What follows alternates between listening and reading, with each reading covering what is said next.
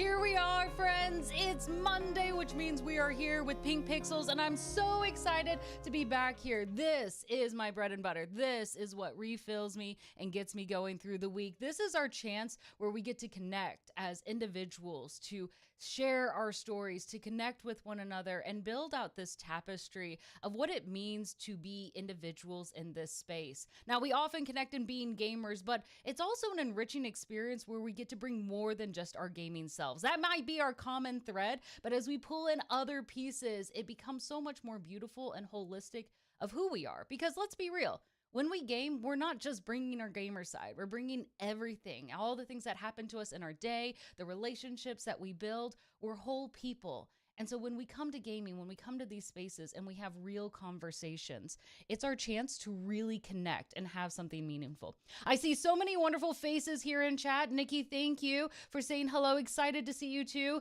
Dad, hopefully this is a little bit better in volume. I'm a little bit louder. Sometimes I'm a little bit too loud and then my dogs bark at me in the background because they think they need to be the noise police, right? So let me know if everything is coming across clear, because tonight we're going to have an amazing conversation, as we always do, right? And I encourage you to be a part of this. This is a space that becomes even better the more people participate. Share your thoughts, share your ideas, write down any questions that you have. I love to copy them and I put them in a little note along the side for me to keep track of and be like, okay, we need to come back to this. Oh, that was a really good one.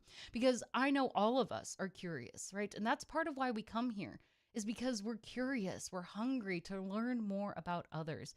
So I love so many happy faces. I know, yeah, there's the dog faces in there that love to bark.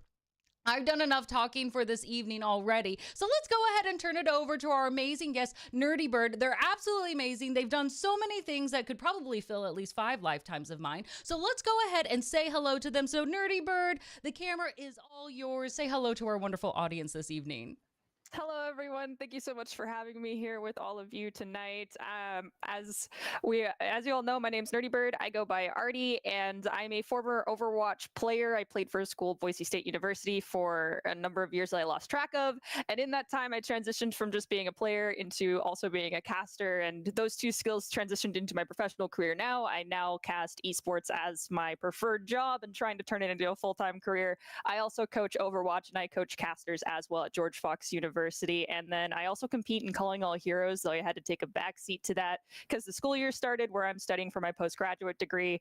And that is for education technology with an emphasis in both coaching as well as leadership, because I really want to one day become an esports director with all these skills I've built up and help programs come from being at ground zero to being the next greatest esports program out there as far as the collegiate scene goes. I'm going to take a deep breath for you because that was a lot. Oh my goodness. Your curriculum vitae already is like 20 pages in length of what you're doing. And I love it though. Like, and the way you kind of like, I was this and now I'm doing this and now it's evolved into this and I'm also doing this and I'm taking a small backseat here while I'm doing this thing instead. Tell me, when you first started in saying, let's compete, let's do Boise State, did you see where you are today? This pathway that you've taken, was it like, I see the vision, here's where I'm going? No, in all honesty, it was like a happy accident. I actually came to Boise State on a scholarship for marching band. I was in color guard. I started color guard in high school after I decided, hey, you know, I know my parents really think I have like skill in softball and basketball, and they could see me getting scholarships for that, but I don't like it. I didn't like the idea of possibly getting hurt almost every practice because I was very small, and so I started doing color guard, something that I'd seen in all the parades that we went to in Spokane. It's called the Lilac Parade. And watching them, I was told my mom as a kid, I want to be a flag spinner, Mom. I want to be a flag spinner. Yeah. Well, my middle school didn't have it, so I did sports. And then I come to my high school. My high school has it. And I fell in love with it, ended up dedicating 4 years to it, came to college on a scholarship. And then I started getting really hurt. The adverse of what I wanted. And I hurt my shoulder, my knees, my wrists. And I ended up on crutches twice. And there was a conversation with my doctor. He was just like, kid, you got to stop. This is too much. And then I ended up getting really sick. Do you get like a punch card, like for the 10th time you go to the hospital? Like, this one's for free on us, right? Wrist this time, we got you. When it's to the point that you can walk into the urgent care and the doctor knows you by name and is like, okay, so what is it this time? it's a problem. Ooh. And I finally recognized it. And there was also a huge fire that occurred my final year on the team that ignited a series of allergies we didn't know I was dealing with that got me insanely sick to the point I had to get my tonsils removed. And so I was just like, you know what, I'm done. And the year prior, I'd had the, I guess, unexpected opportunity to meet Dr. Haskell, who's now the director at BSU. He was still just a professor at that time. He's like, I want to start an esports team. And I was like, yeah, that's really cool. I used to compete in Call of Duty, and I was just kind of playing for fun at this point. He introduced me in his class to Overwatch, and then my summer recovering from my throat surgery, I started playing. I spent a whole year getting better at Overwatch in my off time while I was still in marching band. And then when everything hit the fan, so to speak, I sent him an email. I said, hey, can I try out for your Overwatch team? And I did. I ended up making it and sticking with it all the way through the end of my second year of my master's degree. But in the middle of all of this, we had a day where a caster did not show up for a Rocket League broadcast. We just got done with Overwatch, and my director was aware that I used to referee and play soccer, and he's like, they're the same thing. I mean, they kind of, soccer and Rocket League are fairly similar, actually. Yeah. So he's like, put on the headset and call soccer. And so again, happy accident. I started casting. I fell in love with it. I was extremely awkward, and I was like, I don't know how to do this. And he's like, you used to stream. Just talk to people. Talk to your co-host. It'll be fine. And from there, it exploded into this opportunity where when I wasn't at the arena for practices or games, I was there to broadcast. And then when I retired from my scene as a gamer and went further into my studies and continued to cast, I eventually got to this point where I could see actually esports evolving into something more than just, this is the hobby that helped me get through college via scholarships, and it's how I built a family, because the BSU family ended up being like my source of comfort when a lot of things were going wrong. I lived far from home, and I really loved what I had with them. And I saw the opportunity to continue to progress. And now here I am. I've been able to cast the Overwatch Homecoming event. I casted a Calling All Heroes minor. I was able to do the NECC Grand Finals in the spring, and I worked with CECC that same summer. So I didn't know this is where I would end up. I studied game design in a multidisciplinary degree called GIM at Boise State, and it was at the end, like advent of COVID, that I graduated, and we were a dime a dozen. The jobs weren't good, and I said, you know what? Going back to school, I studied education technology for my master's, and then I was like, wait a minute. Esports goes hand in hand with this, and I slowly started to incorporate more and more esports into it.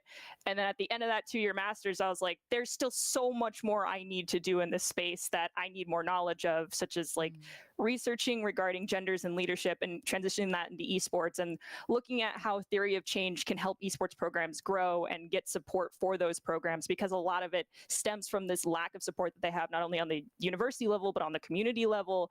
And so just gradually I've incorporated my love of gaming into not just my academic career, but my professional path. And it was just all an accident that occurred from me getting hurt too many times when I was spinning a flag for my college. No one would have expected such an opening line, right?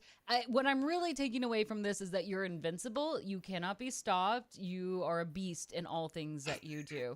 Honestly, for some people, marching band alone would be enough. Be like, that's it. That's my life, because it does consume every minute of most people's times. But I suppose in your healing moments where you're forced off the field, it gave you a chance to really grow and shine. And I love this because, especially in the industry that we have today, even more so in esports, straight lines are so hard to see in career paths. And the people that really thrive, like yourself, you have made yourself open to opportunities that present themselves. You're flexible, you're adaptable.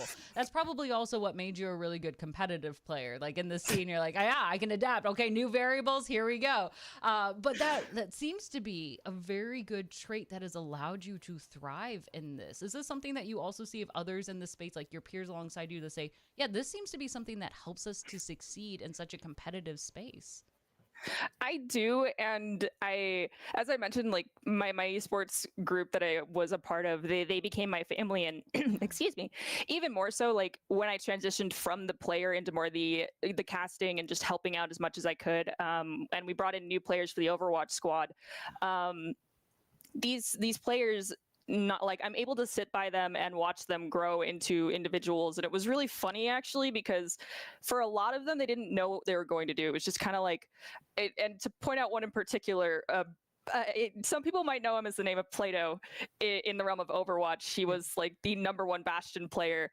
His parents didn't know that he was such a gifted Overwatch player, and Dom goes to this man's house, sits down at their family farm, and is like, "Look, you have a really good Overwatch player in this very house, and I want to bring him to Boise State." How could anyone have predicted this? And he comes here, he's insanely sweet, super hardworking, and just being able to watch him, like, I had to get all this information about these players. I'm like, what are you studying? What are you wanting to do? And at the beginning, it's like, I don't know. I have no idea. The rare exception is like a large bagel was like, oh, I'm studying computer science and I want to do cybersecurity. And to this day, that's what he's doing. Yeah. Everybody else basically shifted around, changed things up. They started in one major. They're doing something different. Plato's now taking the LSAT. And I'm sitting here like, why not? What happened to the player that had no idea what was going on? I'm here to play Overwatch and get a degree and who knows what. Mm-hmm. And just being able to watch them grow and learn these different strengths as they've gone on and recognize like through the connections they made in esports, because ironically enough, somehow everyone got into crypto and NFTs on the team as well, that like Goblin, who now goes by Moose, he transitioned from just a multidisciplinary into actually going into wanting to study finances. And now he's insanely good at finances. And the adaptability and just recognizing their strengths as they've progressed through this network that is like our personal network that stretches into our professional learning networks, and seeing all these skills that they developed because they came here, because we were part of a family and sat there and were like, yeah, that sounds stupid. Why don't you do it? The investment into NFTs that no one thinks is going to happen. And then it explodes and we're sitting here and we all feel stupid because we had 2 people that invested in NFTs that got really financially smart. Yeah. And so it's just the holistic sense of having this family that's willing to sit there and be that I guess bad voice of reason telling you to do something that shouldn't work out, but they think it's really cool. And if it does work out, they'll be like, regardless of the outcome, they'll support you. That is what I'm seeing in these communities and that I see in my own personal community. Because like casting, I was prepared to just go get a regular 9-to-5 job upon graduation. But like my mom even was like, are you going to keep doing this? Because you really should continue to do this. You're very good at it. And I'm like, okay, Mom. All right. And then all of a sudden I get a text from my grandpa. He's like, I just watched the broadcast. You did so good. I don't know what's happening, but it was great. And so it evolved from this, it's just a hobby, to being a family and a community that's developed into encouraging one another to explore these interests beyond just it being an off-time hobby. And the encouragement that we all are able to receive, I think, is something very special. Mm-hmm. And I know that happens at BSU, and I'm hoping it's happening at other schools, but I just, I don't have the opportunity to go to other schools. I'm in Idaho. So Idaho is nice. You get a nice view of the mountains from your campus. It's a very beautiful campus. I actually got the chance to visit a couple of times. It's gorgeous. You have a gorgeous campus. I'm kind of jealous. We don't really have the same kind of mountains and space that we have here in Florida. It's concrete. There's a lot of concrete down here. So I appreciate and I'm jealous of a little bit of your Idaho background up there. But I think you really hit the nail on the head when you talk about family, right? Sometimes in professional settings, we kind of shy away from talking about family because it's a different type of relationship. And some workplaces use it to get away with bad behaviors. Like, yeah, you're family, so we'll, overwork you and not take care of you in the same way. But the way you describe it is building that good rapport of being honest, but so supportive in pursuing your goals, your dreams. Like, I love the statement. It felt very much like a sibling saying, yeah, that sounds stupid. You should do it. Right? Like, that's the kind of support that we need across the board. Like, what is this? Yeah, you should be. Yeah, you would absolutely be good at that. Go for it. I don't understand it, but you should do it. Like, there's a key around that especially in such an emerging industry that we're in, that we need people who are going to be our backers, our cheerleaders. And I like that you have it both with your team and with like your parents, your family, right? Then that's what bonds us, is that when we see that same support with what we have with our, maybe a family, traditional that we might consider, and also with our maid family, that there's such value to see those have similarities. Now, of course, with teams, when we think about them, right, we've seen a lot of support for other non-esports teams to get valued. Like, oh, if you do basketball, you would put that on a resume. Like, oh, you were a leader, you were a captain on the basketball team. That shows you have certain skills. Do you see that starting to transition and be valued in the esports space as well? To be like, yes, you're a captain of an esports team. You should put that on your resume. People know what that means. Okay, so it's a little bit of a yes and a no because while I would love to just be able to sit down and be like, yeah, I was the esports statistics person and was able to do that, or like the shot caller or the team captain. What we do is we make it sound better. I remember watching a video when I was younger where it was like a D&D dungeon master used his skills from running D&D campaigns and put them into more eloquent phrases to actually put them on his resume. And then I realized, hey, wait, we can do that with Overwatch. Like, your scouting and analysis skills, the communication we have to build, the ability to create and draft schedules and figure out how to manage each other's schedules, and the our leadership skills, the interpersonal relationships we have with other players, other schools. It can be put down. Just don't directly put, I talk to the Overwatch captain of this university on a frequent basis. Things like that. Just make it sound more professional. And I do hope we can get to the point where being an Overwatch college manager or a Rocket League manager does come with the weight of having just been like a actual, like, you know, a high school sports organizer or a college athletic sports organizer. And it progresses to the point where on the forefront of things, it is recognized that it is just as much work doing it, because esports players at the end of the day, it's like herding cats. So having to be an esports team manager, it's hard. Yes. And I respect anyone who continues to pursue that path. And so the best advice I always give is equate it to something similar, which is how I worked with my parents when I started playing Overwatch, because they didn't understand it. And then my dad at one point was like standing in our hallway, and our house is horribly built. It's incomplete. The basement is like hollow, so you can hear everything. So if I'm screaming into my microphone, he heard it all. Yeah. And he's like, now I get it. Being a shot caller in Overwatch is kind of like, you're the play caller or you're the point guard in basketball. Like, you're the one coordinating stuff. I'm like, yes, exactly. That is exactly how it works. And so while we're working on these skills, and they're very valuable, they're the soft skills that you learn in collegiate esports, whether it be, you know, the team communication or organization, or even more of the professional skills such as production. If you just leave out the title of esports, unless it's strictly like you're applying to an esports position for like esports production, it still is a very valuable skill, such as one of my good friends, Colin, who is a co-caster with me at Boise State. He now is working within the news stations in the local area and creating and producing videos for them and video content. And it was skills that he learned through working with us that helped him transition into the more professional spaces. And he's like, yeah, I want to stick in esports, but he's like, I don't know if I can. I need to make money. And I'm like, I totally understand, my friend. Go chase your dreams elsewhere. Just, you know, be sure to come say hi. And so it's a double-edged sword of a gift of a lot of great skills, but unfortunately there's people that are a little older that won't always understand that esports is more than just playing video games. And so if you leave out the title, sometimes it works out better when you're trying to communicate all the things that you're capable of doing. Yes, you almost have to do a little more work, though I will say that's a good practice no matter what, of saying like, here's what this skill means. It's not just that I have it, but here's why it's valuable. And I think in that process, people start to realize like, oh, here are all the skills that I've done. Because sometimes we start picking up different talents or titles, and we do it and we don't realize it's almost as if we're being tricked, right? Like, that's probably also why esports is growing massively at the middle school and high school level, is that you're sort of being tricked into developing really valuable life skills across the board.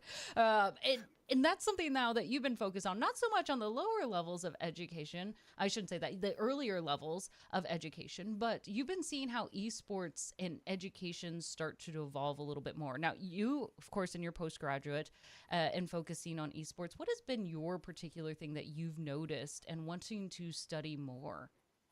So the big thing that I want to focus more on is how within developing course programs, I have been able to look at some of the, I guess, pilot course documents and designs and design documents for not just BSU, but other schools. And some of the things I've noticed is that it's very much so the phrasing here is a little hard to describe, but it's language that only a gamer would understand.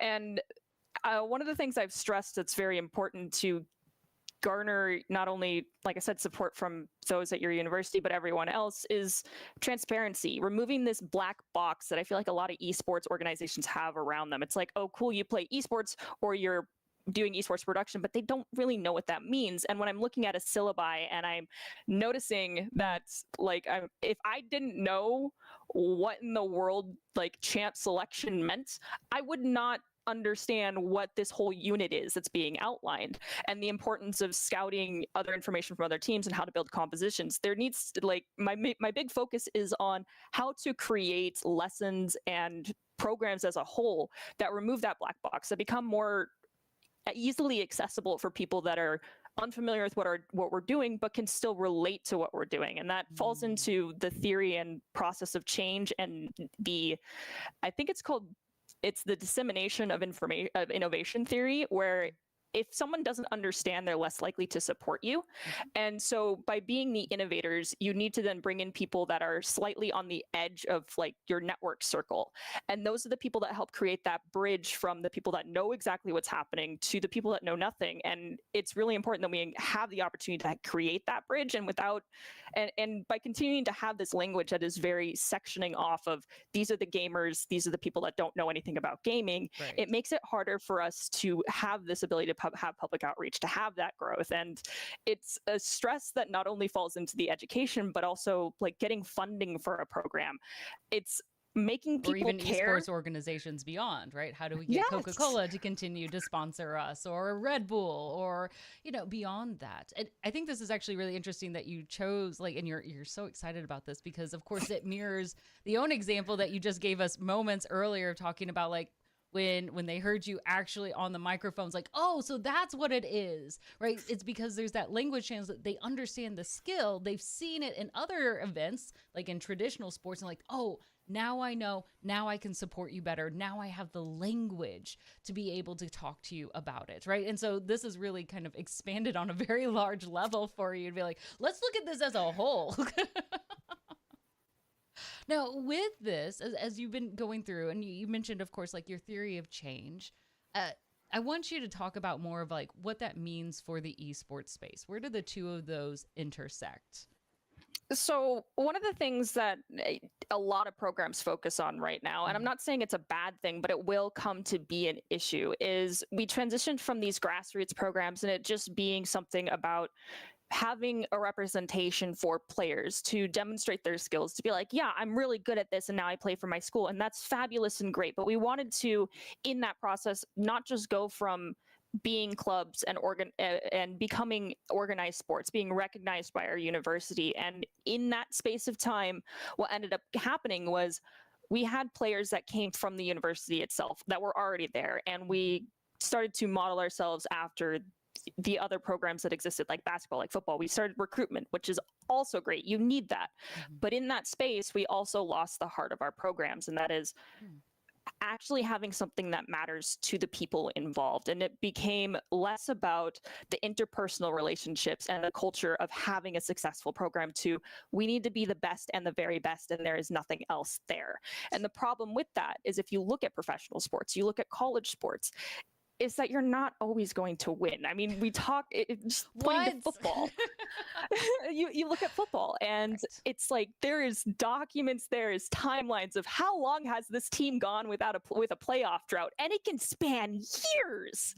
And that is the problem that we're facing right now, is we refuse to recognize that there is no possible way in our ecosystem to perpetually have our schools, every school across the board, be the best of the best in every title. But the thing that we're all looking for is these accolades. That is what our culture is built around. Is the theory of change we had in place was, our end goal is to be recognized by our university to be a varsity sport. And to do that, the process that occurred in between was we need to get championship titles. And that's what we recruited for in the beginning. And now, unfortunately, we're at a blocking point because we're recruiting players, and thankfully and unthankfully, Major Leagues exploded in the worst way possible. So we have Overwatch players without homes, Rocket League players that were once professionals that need homes. And now college offers the opportunity to take the skills that they had, get a scholarship for it, and go to that school.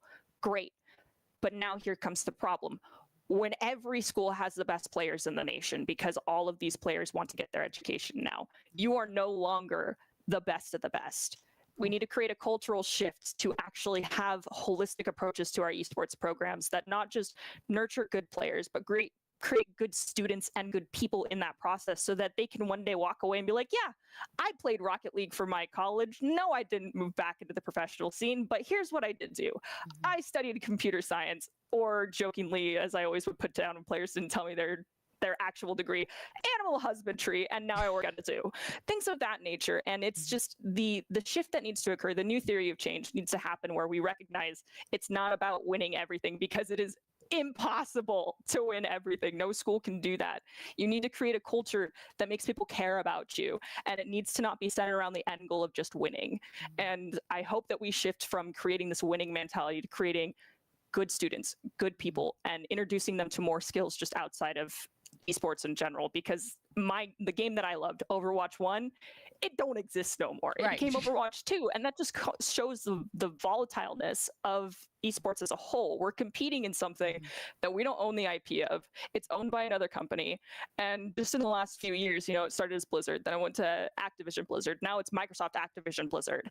And in these processes that are happening, we have zero control over it. So we need to instead focus on having a backbone to these communities that will support these players in place of just saying win championship titles, because if the game stops to exist in the middle of your college career, what are you going to do? Right. That is where I have started to shift my focus to creating sustainability within our esports ecosystem, because Overwatch isn't going to be around forever. Rocket League somehow has lived for a very long time. I love it. I suck at it.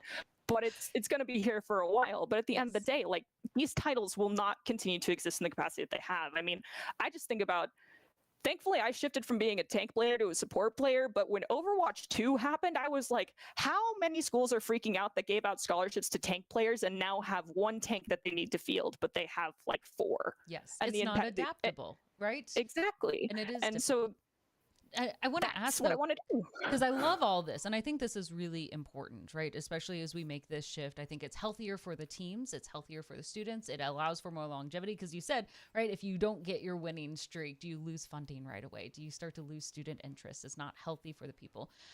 But there is the ease of it. I can see how we quickly slipped into it because it's something straightforward that you can measure, and it's a good thing, and you can tout it, and you can put PR, and it helps with recruiting. How do you begin to measure? And I think, of course, traditional sports challenge with this as well. How do you begin to measure putting out good, well-rounded individuals, right? Like, because that's what we're trying to teach, that you become better, that we give you guidance, that it allows you flexibility. And that's always a good thing. But how do we measure it? How do we know that we're actually doing that?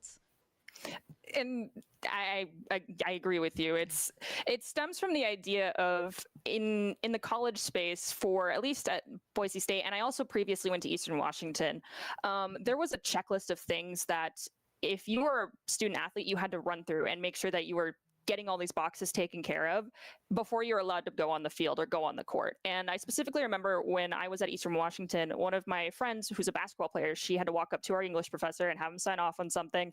And I asked her, and she was like, oh, I have to do this with all my teachers. It's to make sure I'm attending class, that I'm being a good student, and that my grade is okay before I'm allowed to even be at practice today. And she had to do it on a monthly basis. And it was a way to monitor that these students were still performing and studying something. They weren't just here to play a sport. The sport is there to support them, to help them get through college. And yes, you will have athletic players in traditional sports and esports that move to a different college. But then I start to question when I see these players move from one college to another college to another college. In every essence, not every single one of your credits is going to transfer. Also, at the end of the day, you're most likely not going to start in one degree path and end in that degree path. I started in engineering and hated it. Yeah. I think it's transitioned into GIM. Was it like every year, like in the past 10 years, like there's been an increase of how many freshmen to junior continue to change their degree programs 3 to 4 times minimum on average, right? So that's at least a common thing to give some people and even parents a little more breathing room if you're concerned.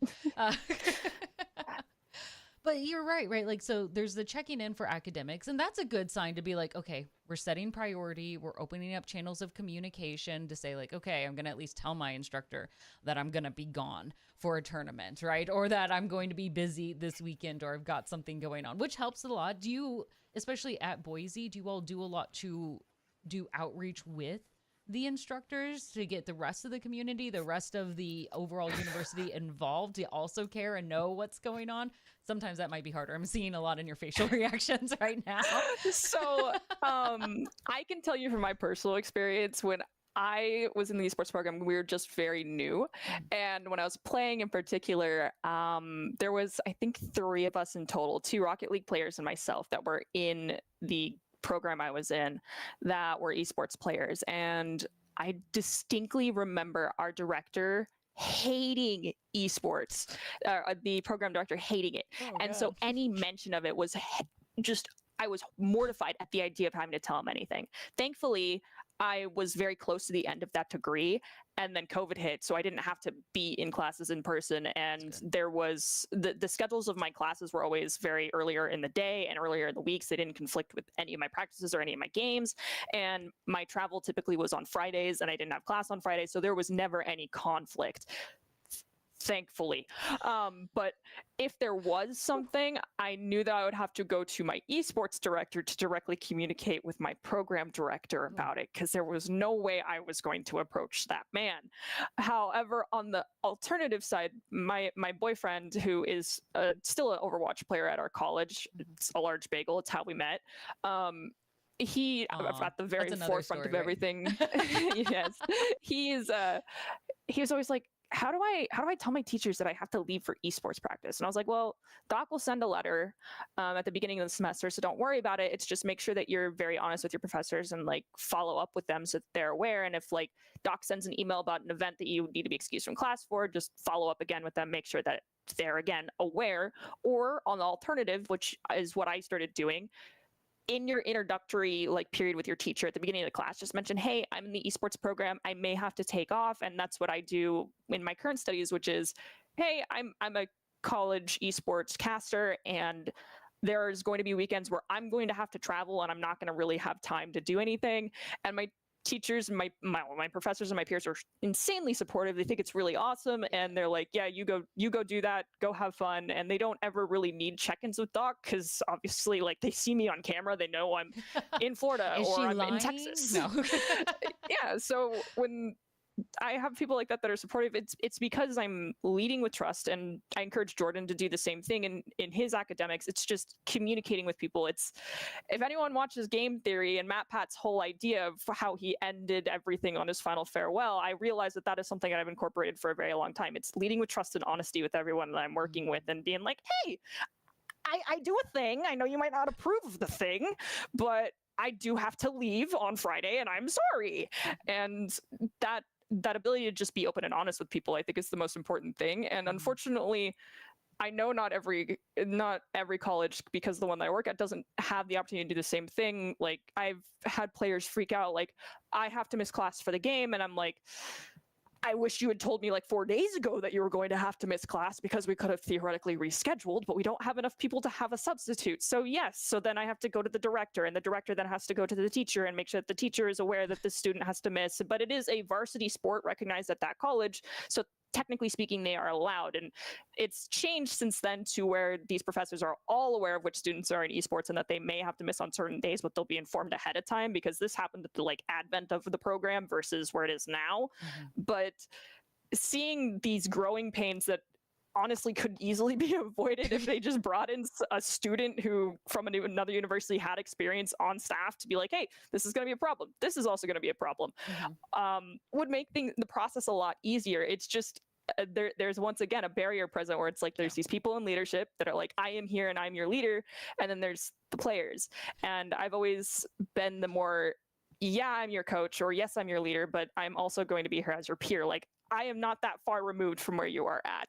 And unfortunately, when you have that barrier, it makes it a lot harder to lead with trust and to get people to care about the things that you care about. But when you have that trust connection with the players or with your staff, it allows for input, it allows for communication channels to open up, and cultural shifts that need to happen rely on having that open communication between leadership, students, and the greater community as a whole on a campus. I think this really highlights what might be considered the unsexy side of esports, right? We see like typically the big stage, the cool lights, the competition, the intensity, the emotions. And it's like, yes, but there's all these administrative and communication details that we need to cover to get there in the first place, to make sure that you're free to leave on campus, to travel with these people under this budget to get there, right? There's a lot of details that have to come from it, and owning that responsibility. Now, I think it's interesting, especially at the collegiate level, right? There are other teams out there. So admittedly, like I used to coach debate, not esports. So let me be very clear. But we would take our students out every other weekend. Like they'd be gone Thursday through Monday, almost every. So dealing with that communication nightmare, I totally understand. Telling their teachers, hey, they're going to be gone again. But remember, students, it is your responsibility to make up your work and communicate to your teacher how you're going to meet those assignments before they're due, not after. Or if you need more time, that you ask about it beforehand, right? Like covering all those details. Do you think that knowing that there are some of these pathways already laid out with other teams, clubs, sports, does that make it easier or harder for esports now to be able to carve its own pathway into the collegiate space? Theoretically, it should be easier, right. But it's again, I reference that barrier that's been created because I've seen the experience of organizers dealing with like they don't want to be associated with us, and the they being either administration, traditional athletics, or the people that they have, the communication channels that they have to open. And I'm just, in my mind, my question goes to, well, why do they not want to communicate with you? Is there a problem that they see with esports that can be addressed if you just sit down and have a conversation? And again, it comes down to the leading with trust with other individuals. There's a phrase that I'm not trying to throw any sort of shade at anyone when I say this, but it's never attributed to malice what can be attributed to stupidity. And so if this person is just ignorant of esports and therefore is casting judgment on esports and refusing to accept it, odds are it's because there's a negative connotation or an idea that they have because they've never taken the step to actually talk to the esports program people or have an open and honest conversation. And they will dig their heels in on it. But you extend the olive branch first and you're like, hey, I'd actually like to invite you to come down to the arena, see what we're all about, see what the players do. It opens it, you're leading with trust, and it gives them the opportunity to either refute you or to acknowledge that there could be something else there. And more often than not, people will acknowledge that there is something there. And if there is an issue where you don't know what to do, you're getting this brick wall of a human being to speak to, you rely on those within your professional network. You're not the only esports program out there. And so odds are someone else has faced this problem. Go talk to another director or another club or organization, management or leadership or that has experience. Exactly. And be like, hey, what can I do here? What are the suggestions I can give that could possibly make this other individual recognize that I need help or that I need this pathway between us open? And rely on that information that you give you. It's like you're not able to be a content area expert in every walk of things that a director or an organizer has to do. But it's always nice to be like, hey, I don't know, but I know someone who does know. And odds are there's someone in your network who does. And so reach out to other esports directors and figure out what they're doing, how they got that pathway open. Pull them into the conversation if you have to with the people that are being, again, just very obstinate to helping your program, and find a way around it. But again, it's leading with that trust of being honest with this person and telling them how important it is and important to the players. You don't have to walk in with all these statistics or anything like that. Well, yes, they're great to support your arguments. And especially if you're going to talk to the statistics instructor, yeah, that might help. The odds are this person's going to be like, okay, but what does Twitch engagement mean? That's the issue. It's like you're going to come in with all this stuff, but they're not going to understand it. And that's because it's in a situation that they don't understand. They don't feel the need to understand, but you need to lead with trust to have them want to understand where the place you're coming from. And that's like the biggest thing that I preach about is remove this gosh darn black box and start talking with people. Reach out. I know a lot of people don't use Facebook anymore. I mean, like I get heavily judged by players now that I have a Facebook page, but I see on like the local news station when they post an article about the Boise State esports program, they're like, why didn't we hear about this? Why didn't we know about this? And I'm looking at our athletic emails that are getting sent out. Boise State esports is not mentioned, and it's because we're not fully incorporated with the athletic program. Our esports newsletters are only set up to those who subscribe, and it's like, okay, then how do we get from only these people that want to already know about esports are finding out about it to the greater public finding out about it. And it just comes down to our management, our communication, and our forward presenting social media that we're using. And since then, there's been an explosion in people actually being involved and recognizing when stuff is happening. But we had to do it ourselves. There wasn't the opportunity to be like, hey, put us on the Athletic newsletter, because it's like, why would they? Yeah. They don't think they have that audience. So sometimes you have to just do it yourself. You send the press release to them and be like, here, just slide this in. All you have to do is just copy and paste it over. We've written it for you. You're welcome. But it does sound like, and as a communication major myself, this makes me very happy, right? That it really does boil down to, when it comes to the resilience of esports collegiate teams, so much of it is being able to be advocates for themselves, to be able to communicate who they are, and knowing all of the players, whether it is the administration, maybe it's the faculty, maybe it's the marketing team and the PR team that's associated with it. It's with other collegiate sports. It's about being able to talk about to recruiters and parents and athletes themselves, about making sure that you work with other teams and setting up those organizations, like the tournaments that are in there, being able to talk about your budget, the black box of words, right? Our jargon that we have associated with it. There's a lot. And I think people don't realize how much there is to break down. They just think we'll get a sponsor, somebody to lead us, and we'll find students, right? If we build it, they will come, but we're only going to give them sticks to build it and say, make me a house, right? Like, that's the challenge behind it. It's very minimal. And so you all really had to work magic with creating something as formidable as what it is. Now, Boise State, very well known, of course, you guys are built, and a lot of people look towards how the Boise collegiate team has thrived comparatively to some others. What do you think are some of the benchmarks, besides just being able to communicate, that have helped with the longevity and growth and the success markers you all have seen? So, as horrible as it sounds, and I really hope this cultural shift happens as far as directors go. I think this stems from the fact that Dr. Chris Haskell in particular, you mentioned it earlier, and it's very true. Marching band consumes your life.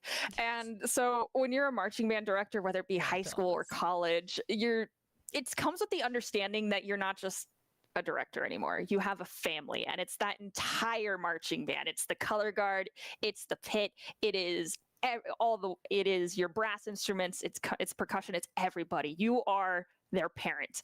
And if you're married, Dr. Haskell was, Dr. Tornello at BSU was, the spouse typically also has to recognize that they lose their partner for the either entire they join duration. Or they're gone. Exactly. And so, as horrible as it is, Doc was like at the arena.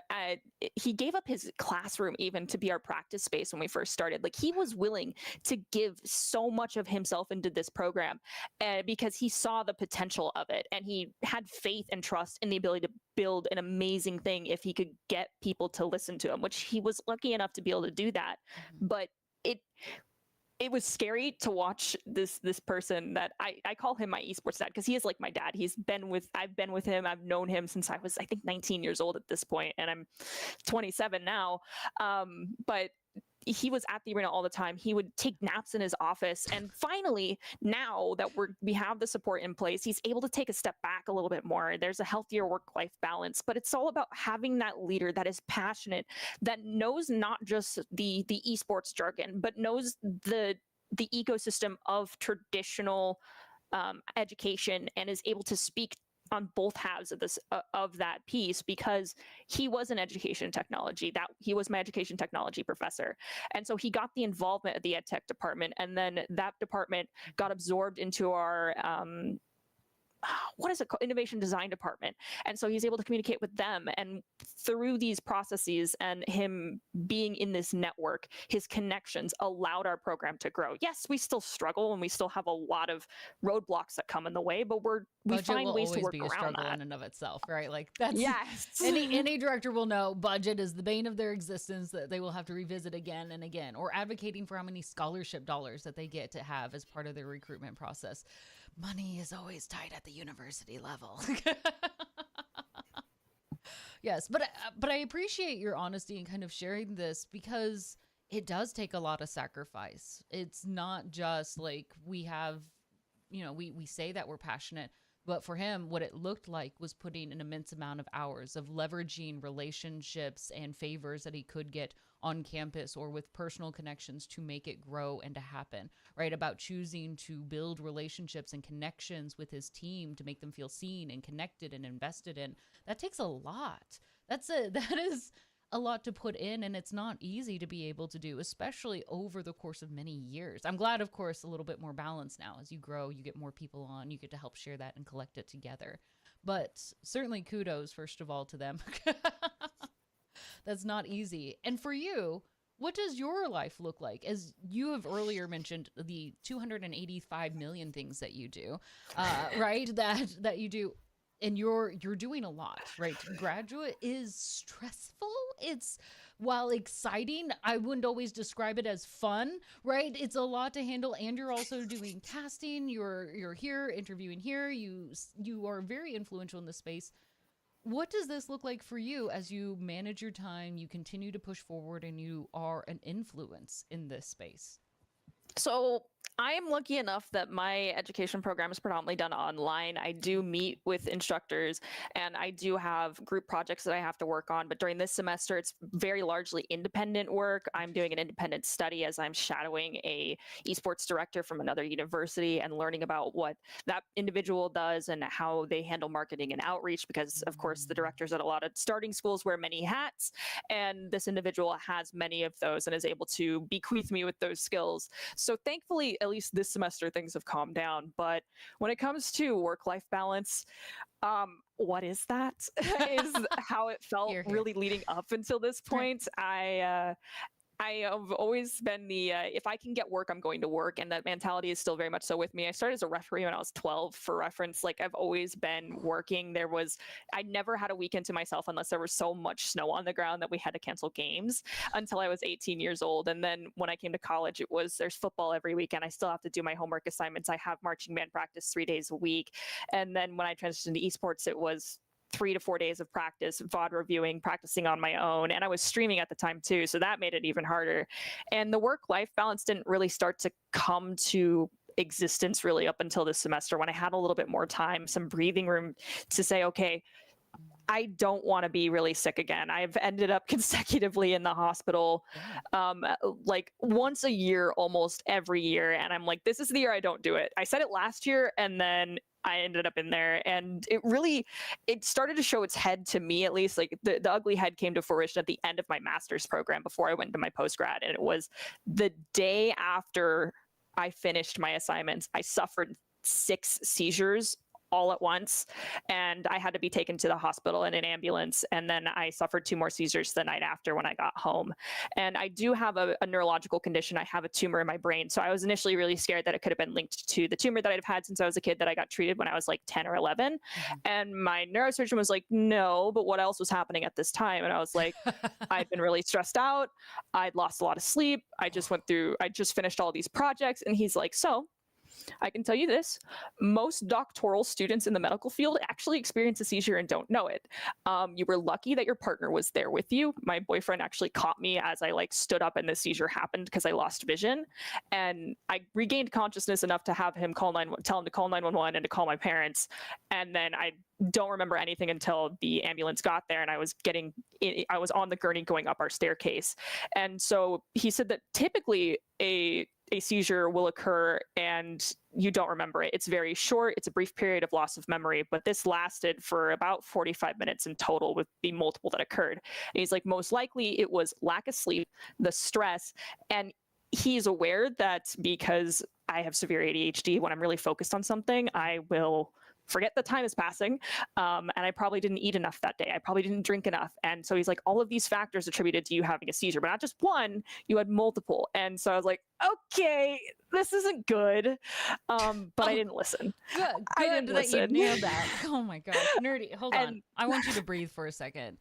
This is a lot to take in. You're laughing now. We can laugh now because you're here and you're talking to us. But oh my goodness. I want to thank you for sharing that, because I mean, it's your medical details that you're sharing with us, but also what? Like, hold on. You just say like all of this at the same pace and rate that you shared all of this other great and insightful information without batting an eye. And I just want to pause here for a second because I want to call this out, and I know you know this, but at the same time, I don't know if you do. That's not normal, right? Yeah. Now, maybe let's also be clear, because I think it's hard for many of us who are very hungry and wanting to grow and wanting to be a change in this space. I see it. In some ways, what you're doing is normal, right? We hear other people also working themselves so intensely. They're saying yes to every project. I get that. And I guess that's why I want to take a pause moment on this, because what you're doing and how straightforward you were about it. And I think that's great for you, but I just don't, I want us to talk about what this trend is. Because you are having a very extreme situation. To talk about how often you go to the hospital, maybe it's because you were normalized about going in for surgeries all the time. You're like, here we go again. But this is a lot.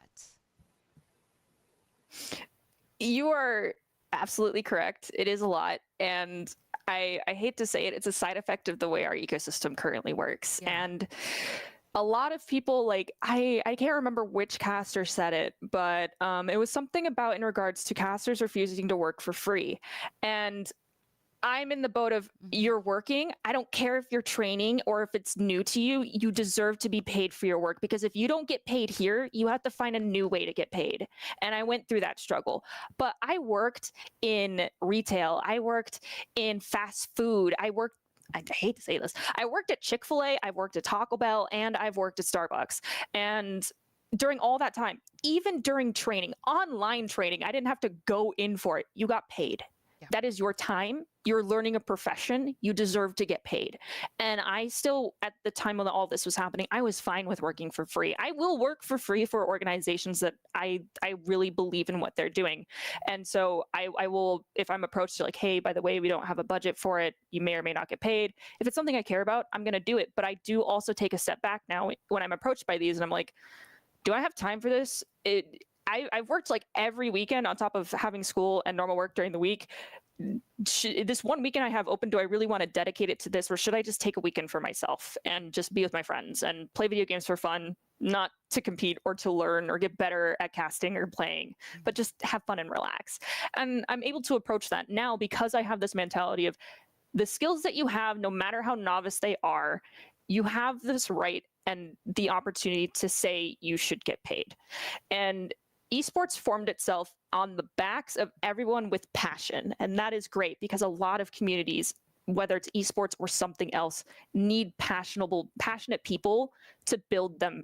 But when we continue to feed off this passion like it's an infinite source and expect people to continue to attribute all of themselves to what we do for little back in return, that is when things get unhealthy. And that is why things are starting to fall apart, because we're tired.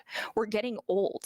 I mean, I jokingly tell my friends, like, yeah, I'm old, but I am in a lot of senses. Like, people are like, when a player turned, I think it was 27 in the Overwatch like professional space, I sat there and I'm like, I'm 26. Y'all are calling this player old.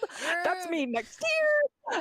But the exhaustion hits you. Like, I cannot continue to do things for so little back in return unless it is something that I believe is necessary. Like, it's so new that they need the support. They need people to recognize it. So they need passionate people behind it. And that is where I'll spend my time and do things without the idea or the notion that I will get paid for it. But when I started out, even if it was something that like I was doing grueling hours for and I wasn't getting paid, I would do it because I needed the exposure. And that is terrible. Paying that, it's the influencer culture of it all. And it's, your time is important. If you are choosing to spend it to do something for someone or for an organization, I get that you're passionate, but you need to put yourself first. Like, players will tell me time and time again, yeah, I've been playing, or like I can see on Discord how long they've been playing Overwatch for, playing a game. And it's like, hey, remember to drink water, go stand up, go to bed. And a lot of my friends are slightly younger than me, and aren't aware of the negative side effects of not fully taking care of yourself, even if it's just a short stint of time of not doing it. And they're like, oh, it's no big deal. I just didn't sleep like last night. It's no big deal. And I'm like, please go take a nap. And they're like, it's not that bad. I'm like, you don't understand. Like, I don't want you having a seizure. And when I say that, that's when people start recognizing, like, wait a minute, what? I'm like, yes, lack of sleep can lead to a seizure. You need to go lay down. Even if it's just for 15 minutes, just go lay down and close your eyes and relax. And this drive to always be better, be the best in what we're doing, I think is starting to shift from being something positive, giving us a reason to do what we're doing, to something extremely toxic. And it's becoming toxic when we're putting our health at risk without realizing it. Players are playing for hours, and now we're recognizing, hey, you can get wrist problems. People are having to get wrist surgeries. And I have always stressed to people, like, this is proper gaming posture.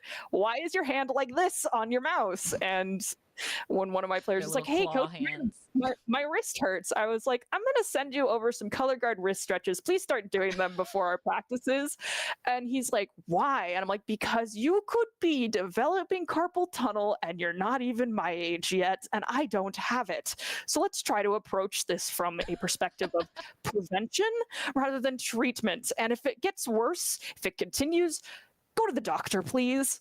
And it's these issues that we didn't think existed or that needed to be addressed, that are stemming from our dedication, our love of what we're doing, are the problem. It's going in feet first. I get it, but you always need to understand the risks. And Dr. Shelton, one of my professors that I've worked with, is go in feet first, but understand it's going in with caution. And he's like, talk to everyone in the space. You literally, in esports, you stand on the shoulders of giants, is what he told me. And I agree with that. There are people who have been here who helped build us up with the passion that they dedicated, and they know the risks, they know the rewards. Speak to them, learn from them, listen to them, and again, approach them with honesty in your heart, and be willing to have the conversation about what can go wrong and listening to what can go wrong. Because I don't ever want to see one of my friends or one of my coworkers or players worked themselves to the point where I was, or where my director was, of having a seizure, getting insanely sick, and having to spend a week in bed because my back was in so much pain from the seizures that I could not move. And so, like, I see my boss for a company that we're starting together, and he's like working all the time, and he's complaining that his partner is like, hey, when you leave from work, you need to stop working. And in my mind, I'm like, yeah, let's keep working. But because we have a partner in the UK and we have a partner in Brazil, so we're all in different time zones. But at the end of the day, the partner in Brazil is also married, and his partner is having the same concern. My partner is a gamer, and so he's up in the middle of the night. It doesn't matter anyway.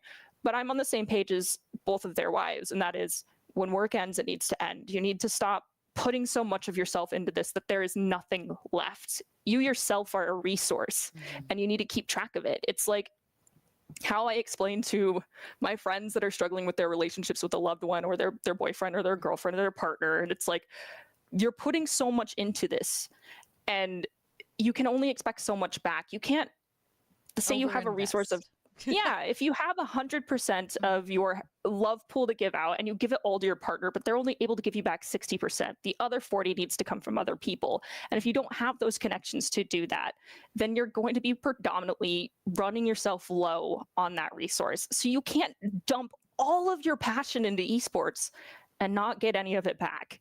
And that is what we need to be remembering, is that there needs to be a balance between how much of ourself we're willing to put into something and how much is going to be given back to us. Because my life is esports, but I also love just playing video games with my friends. I love drawing. I've recently gotten to diamond, like, rhinestone painting, and my partner was like, it's really nice to see you getting back into your artwork again. And I'm like, yeah, it's really great. I just sit here, my brain shut off, and I'm filling in by the color all over again, and I'm in between the lines for once. And it brings me joy to do these things that previously I was like, I don't have time for that. I have to do esports stuff. I have to do homework. And it's like, no, I need to set aside time to do this for myself. How much of yourself you had to minimize, right, to create room for esports, and you really lost part of your identity. I like hearing, like, yeah, you're getting back into this, or you're now drawing within the lines, you're doing the colored rhinestones, right? And it's another opportunity for you to explore who you are and how you express yourself. You are more than just one thing, right? You do more than just one thing. And I love how you talk about, like, the 40%, 100%, how we divvy things up. I think there's a big disconnect when we talk about being passionate. We often hear that easy phrase like, I'm 100% in this, and it should raise an initial red flag. Sure, it's a nice little statement, right? But that's concerning because then you don't get opportunities for rest and recharge. I want to talk more about this disconnect because we see time and time again, right? Many people not going out and touching grass. We see many people who hear these things, we nod, and yet we still violate this. Like ourselves, right? Let's call ourselves out on this, right? There's a reason why we found ourselves in the place that we have. Is because we didn't listen to these statements. So when we return, I want us to continue to dive on this. And I also want to talk more about, of course, within leadership, gender, in esports space, what this looks like as the legacy continues to build on, what's the future of esports and how you see it, especially within your studies that you've created. So I'd love to keep having this conversation. Good friends, don't leave us. We're going to be back in just a few minutes. We're actually going to kick off and do a small little segment for Pink Picks. But Nerdy Bird, I want to thank you so much for sharing all of this and being so open with us before we take this break, because this is important.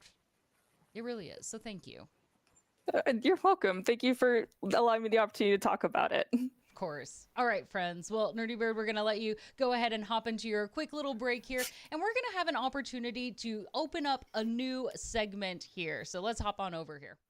Now, it's brand new. It's time for our first Pink Picks segment where we proudly unveil our Gamer of the Week. Pink Picks, powered by Thunderpick, is an 8-week initiative designed to spotlight extraordinary female gamers nominated by our vibrant gaming community. Throughout our collaboration with Thunderpick, who stand behind and support women in gaming as they continue to break barriers and redefine the landscape of competitive gaming, Pink Picks aims to highlight the achievements of women in gaming, creating a supportive and inclusive space.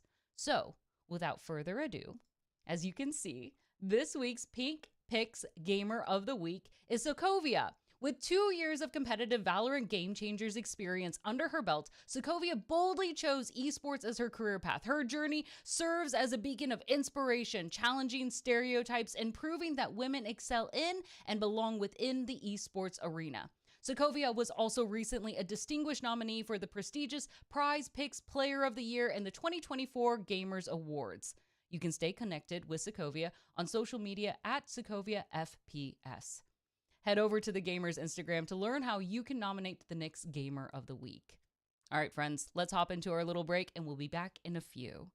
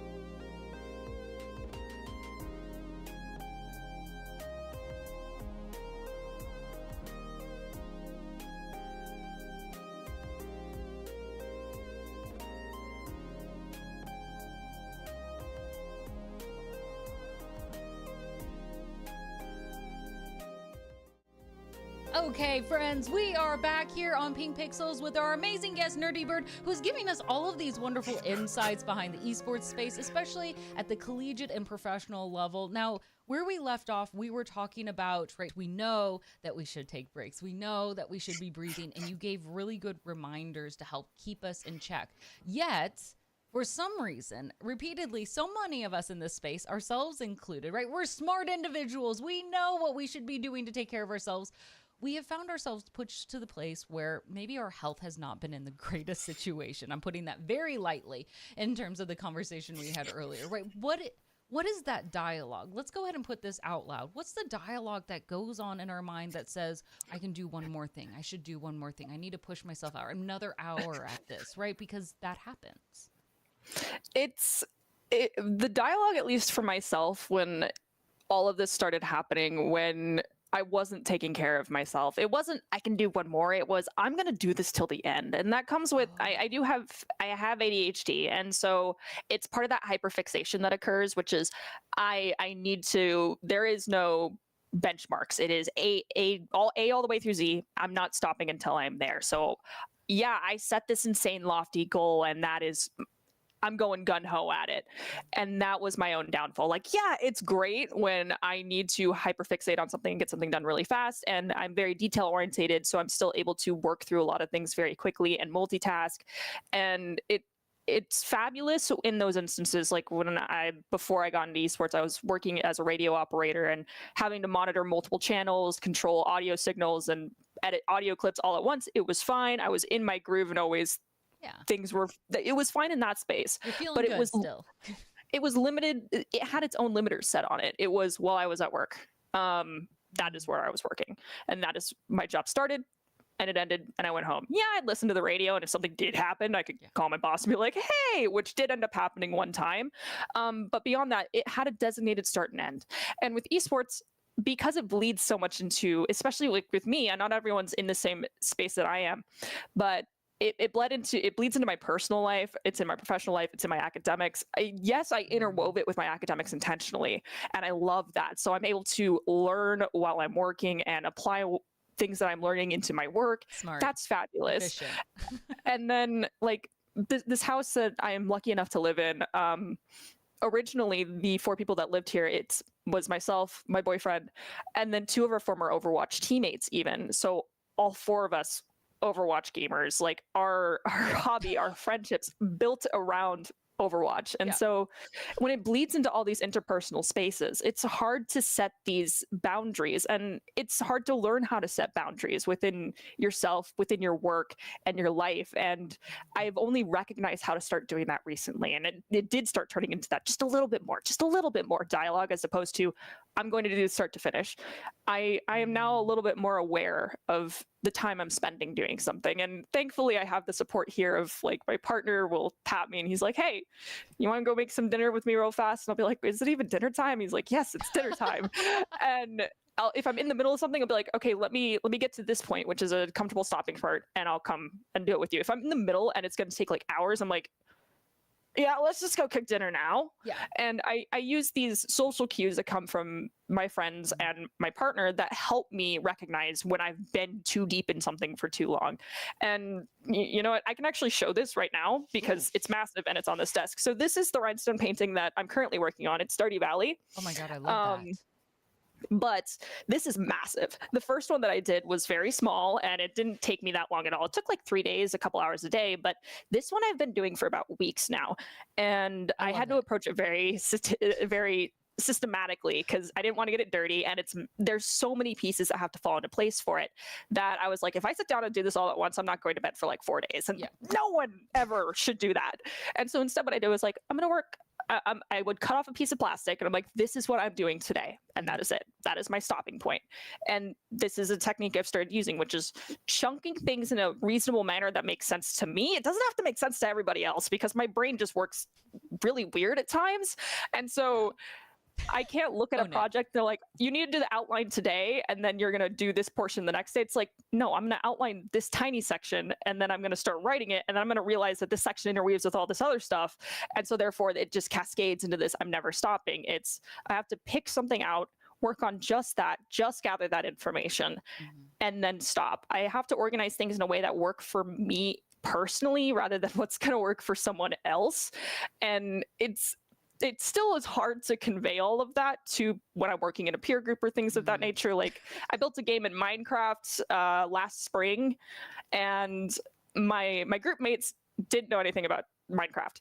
Thankfully, I knew a lot because I used to play it all the time, and I was like, I'm really familiar with the crafting system and the building system. I'm gonna go in, I'll build all the buildings we need, tell me what you want, and I would tell myself, okay, today we'll build the foundation of the castle. And I ended up building like a Harry Potter style castle for us.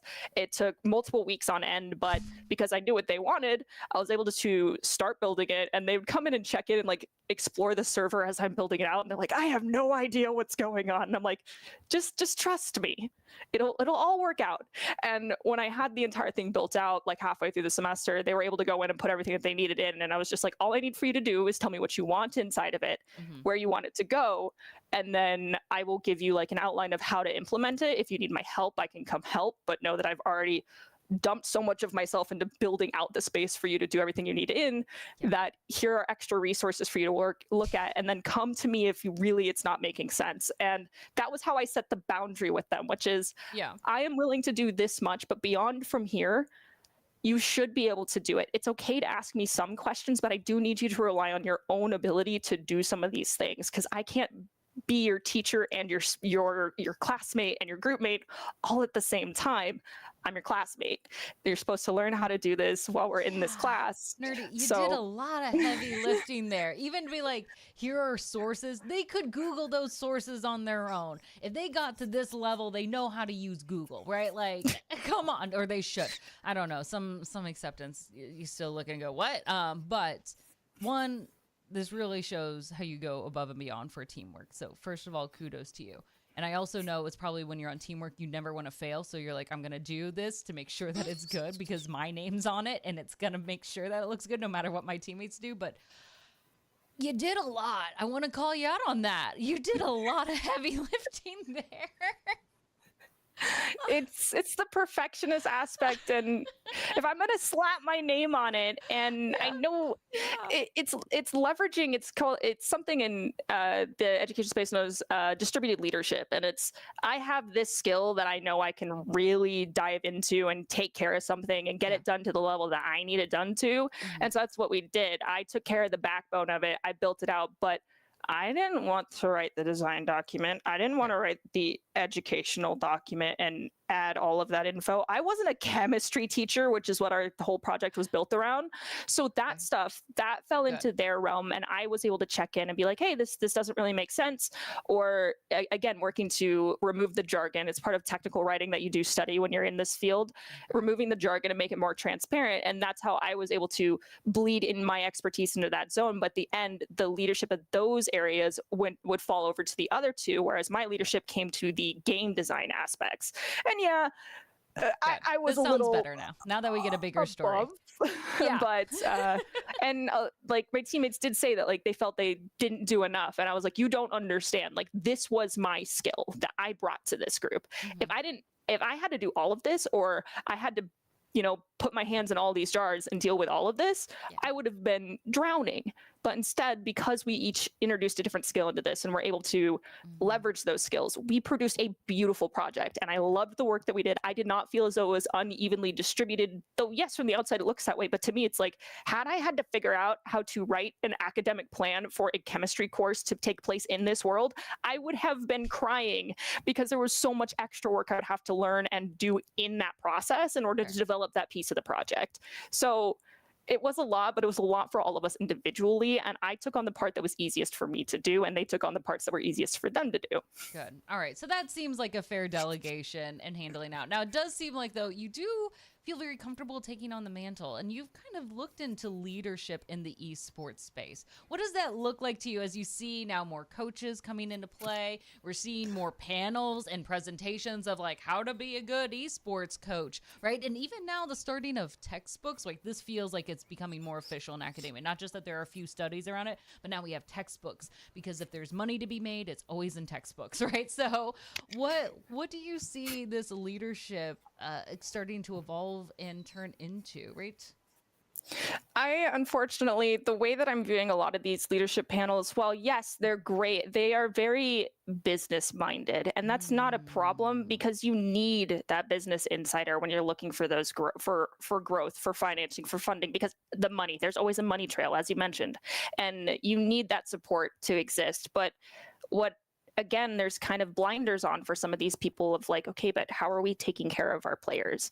What is the end goal for our players? It's when the collegiate space, it shouldn't be I'm getting my player to be the best of the very best. Yes, there are some, like we had League of Legends players that went on to be pros.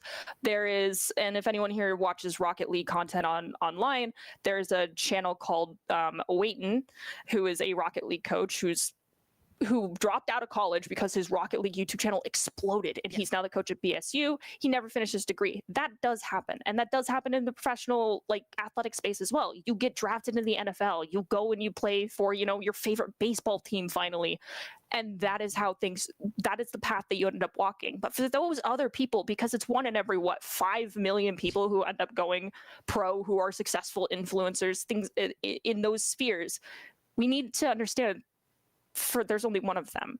What about the other 4.9 million people? Mm-hmm. And the question then comes, like, what are we doing to support these players? And it's about those soft skills. It's the interpersonal relationships, telling students that esports is not all there is to you, as you mentioned earlier with regards to myself. And so many players place their value as a person, because we dump so much of ourselves into esports, on their rank, whether they're high enough rank to be among their teammates, or they have these accolades. And it's like, no, your dedication is enough. The amount of time you put into this already is probably more than it needs to be.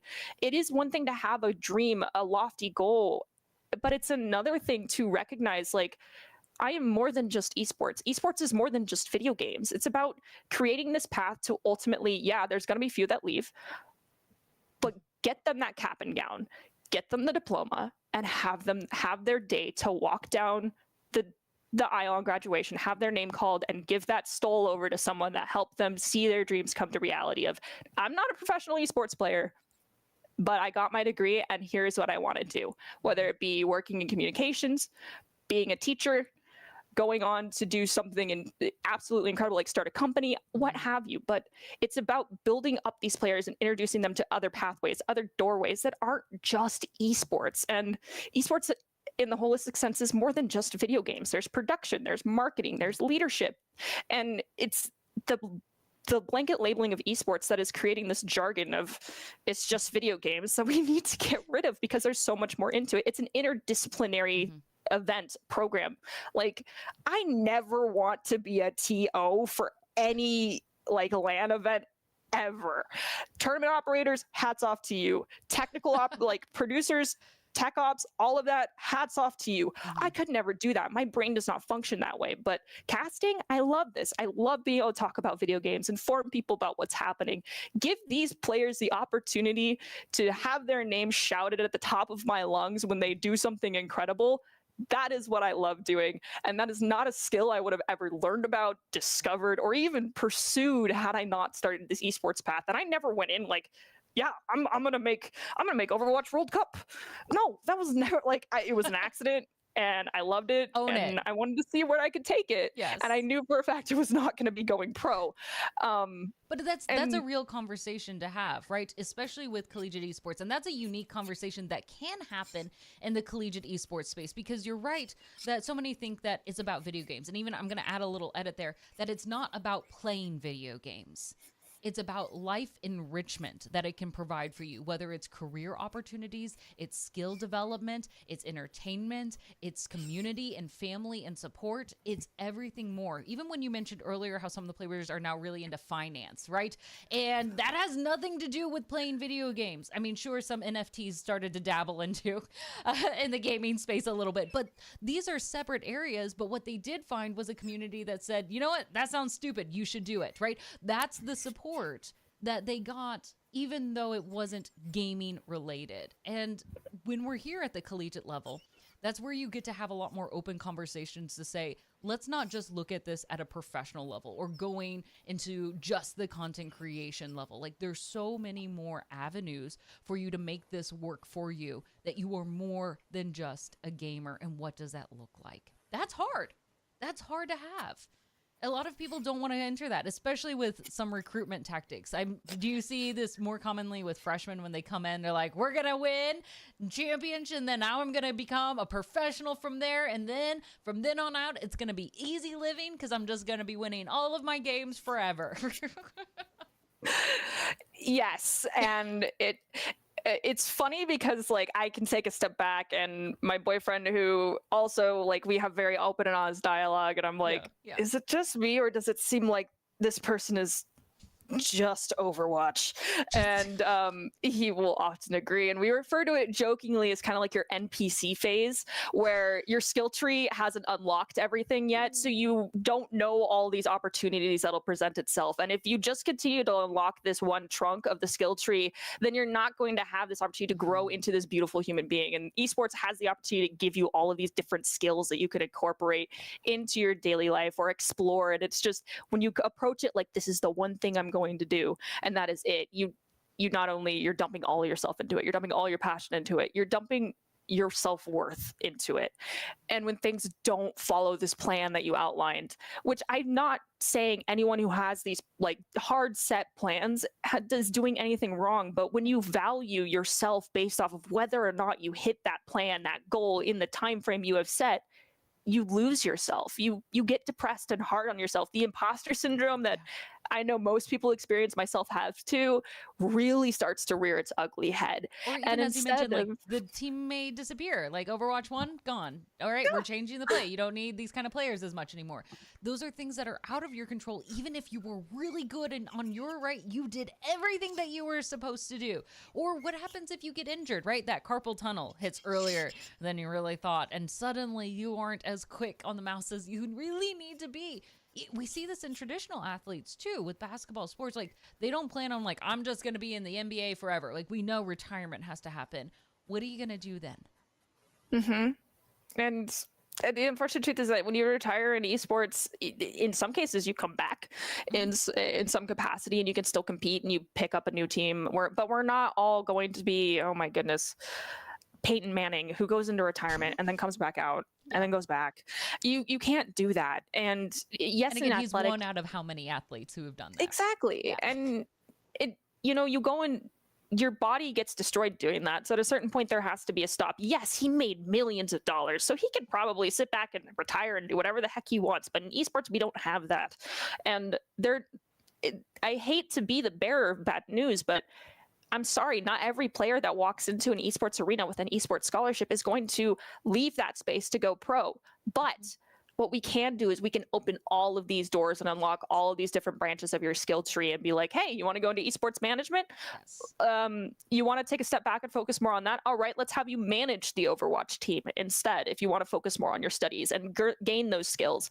You retire as a player, go into casting, go into production, learn these skills. Like someone I really look up to, his name is Alex Moore. He was a League of Legends player who then came in to be the assistant director for Doc Haskell. And then he started to really dive deep into production. He now works over at Riot as one of the production engineers. And I'm just like, wow, that is so cool. Like, I'm so envious. I'm not envious of the heat, but I'm envious of what you're doing. And he's like, I get that. It is stressful. I'm having a blast, but he falls back onto this one statement that I told him one time, and it was when his imposter syndrome really kicked in for him when he first started working with us. And he joined the Overwatch call, and it's because, again, that barrier that's in place. And I'd known Alex, we started the program together, and all the players are yapping, just like every player. They're just yapping. They're not listening to him. To me, it's like, he's leadership. We need to respect him. Yeah. And all of them are talking. He's trying to just relay some quick intel to them. And I immediately I shouted at my teammates, shut the... insert profanity here. Yeah. Alex is trying to say something, and everyone went quiet because, of course, like if I'm raising my voice at my teammates, they're like, "Oh no, we upset Artie." And so I was able to give him this opportunity to just speak. And he's like, "I remember coming in and thinking I wasn't good enough to be doing what I'm doing, but in that moment, when you told everyone to just shut up and listen to me, I realized that I am here for a reason, and that is to be be the communication channel to take a burden off of Doc and be leadership for you guys.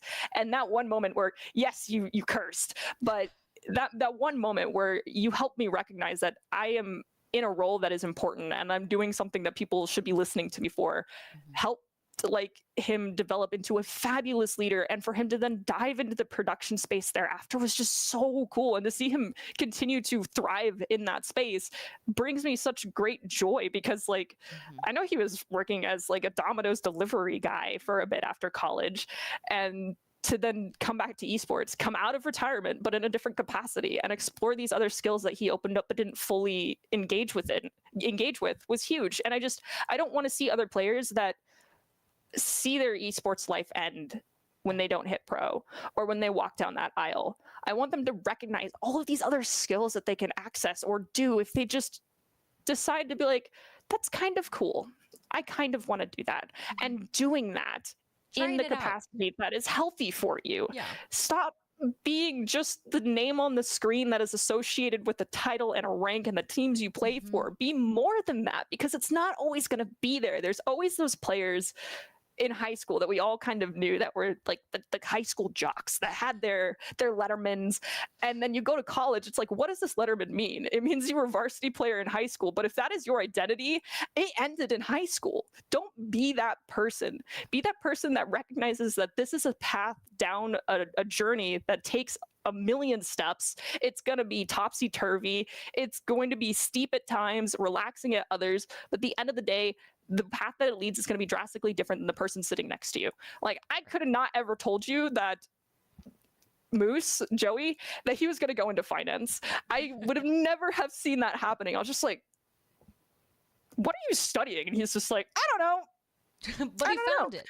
But that's exactly that's one of the benefits, right? Like there are other esports teams where it might be easier to explore just esports career paths within it. You could see that there, but uniquely at the collegiate level, you get a lot of other doors that open up, and it's purposely meant to be an educational space that is there to encourage you to try new things. It's a little bit safer to do it within there and you're pushed to do so, right? There's not too many other esports teams where like, yeah, let's also talk about finances during our team meeting, right? Which is very different when you're at the collegiate, when we're here and we're having our talking about just what studies that we're going through and what are our other subjects. It's a very different approach that you guys have within the conversations there. So I love the tree skill analogy. That's so gamer of you. But it's perfect. It's perfect when you're thinking about who we're trying to communicate with, like ourselves, other gamers, like, oh, that makes sense.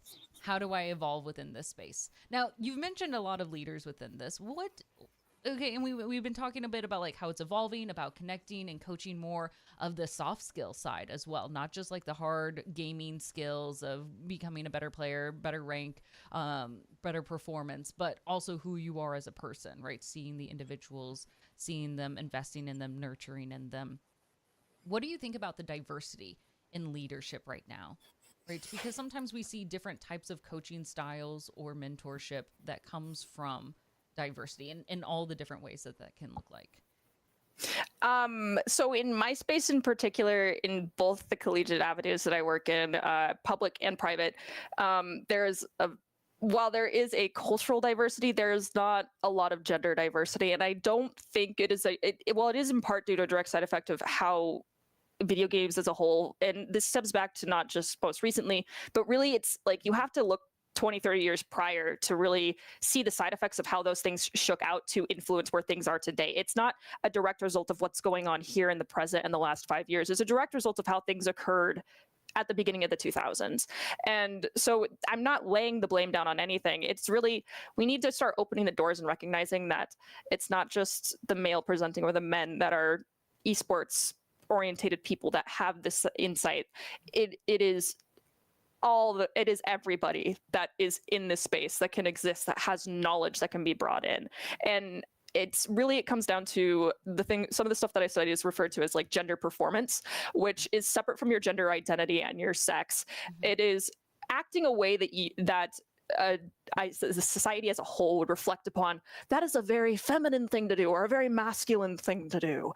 And I was lucky enough to grow up in a household where like I had my big brother who I idolized, who went semi-professional in Halo. He was really really awesome at Halo, and then I got really good at Call of Duty to the point where he never would play me in Call of Duty ever again.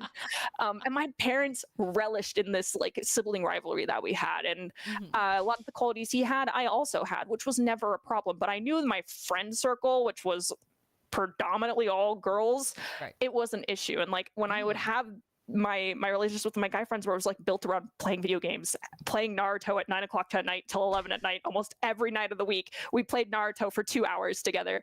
That was a problem for them because they're like, they would think of it as it wasn't me being myself. It was me performing an aspect of the female gender to garner interest from the opposite sex, when in fact it was just me enjoying something that I was doing. It was not a part of my gender performance. It was just a hobby.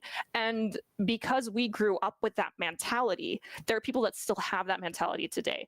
And there are people that nurtured that mentality and those that still have that going forward into today, where it's like, video games are not for boys. Well, not for girls, it's for boys. But there is no gender performance or gender identity associated with esports. Right. It is for everyone to do and everyone to participate in. It's accessible. And yes, I get it. We're introducing more colors into esports in the realm of like the peripherals that we can get can finally be pink, when I've been begging for like not this grotesque almost fuchsia pink color, but like a soft pastel color of pink for my gaming like peripherals. Yes, like I've customized it myself to make it work for me.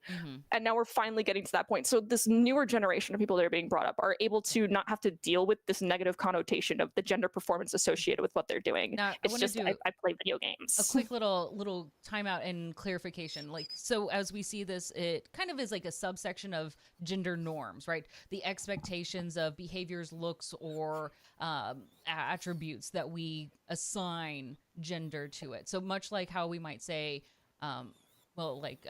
male nurses, right? Sometimes, like there was what movie? It's Breaking, whatever. I can't remember what movie it was, and it's driving me nuts. It's a Ben Stiller movie, right? And making fun that he was a male nurse, or that we often see the critique that women make better kindergarten and preschool teachers because they're supposedly more nurturing. That's the behavior they indicate, and that would be the career that would be appropriate for them. Or if we want to call something like dirt bike riding, maybe we might associate that with being more with a boys' sport, right? All very gender associated, even though doing any of those things does not have any impact on what gender or sex you are, either of those. Yes. Is that pinning it right? Like to broaden it out? Okay. All right. So here we are now in the gaming space. What have you seen that helps us evolve beyond, well, video games is just for boys? How do we squash that argument on many levels?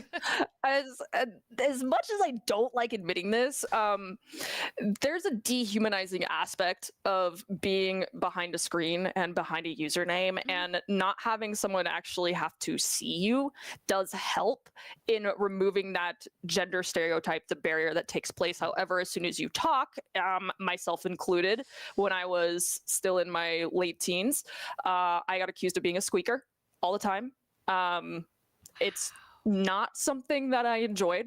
I definitely don't like being told I sound like a 12-year-old, but it's something I just had to deal with. But breaking away from that, being the force of change is really what's important. Like, I do game with a lot of male friends, and I do also game with a lot of female friends, and my female friends are scared to talk in chat because they say that immediately something goes wrong, someone says something, and it's true, it does happen. I'm not trying to minimize what they're saying in any capacity. What I'm really doing is shine a light on it. Be like, what does me having a higher pitched voice have to do with my skill in this video game? You can hit the stats screen and see you've died 12 times in 10 minutes. Your deaths per 10 is disgusting in the worst way possible. That's the real problem today. Come on.